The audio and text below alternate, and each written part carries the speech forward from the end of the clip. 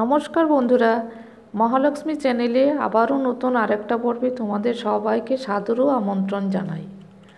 আজ আমি তৈরি করছি চিড়ে রাখা কাঁচা লঙ্কা, ধনেপাতা কুচি ও পেঁয়াজ কুচি দিয়ে পোনা মাছের পেঁয়াজি।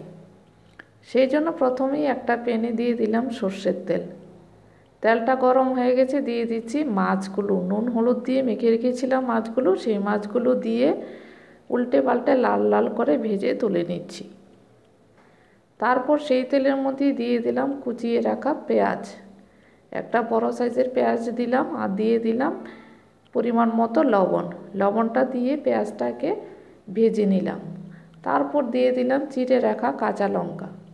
কাঁচা লঙ্কাটা দিয়ে একটু নাড়াচাড়া করে দিয়ে দিচ্ছি হাফ চামচ হলুদ গুঁড়ো আর একটু জলটা দিয়ে হলুদটাকে কষিয়ে নিলাম।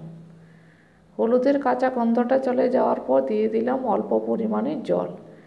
জলটা ফুটে উঠেছে, এখন দিয়ে দিচ্ছি ভেজে রাখা মাছগুলি দিয়ে গ্যাসটাকে মিডিয়াম আঁচে রেখে ঢাকা দিয়ে রেখে দিলাম 5 মিনিটের জন্য। 5 মিনিট পর ঢাকনাটা খুলে দিয়ে দিচ্ছি কুচিয়ে রাখা ধনেপাতাটা দিয়ে গ্যাসটাকে অফ করে আবারও 5 মিনিটের জন্য ঢাকা দিয়ে দিলাম।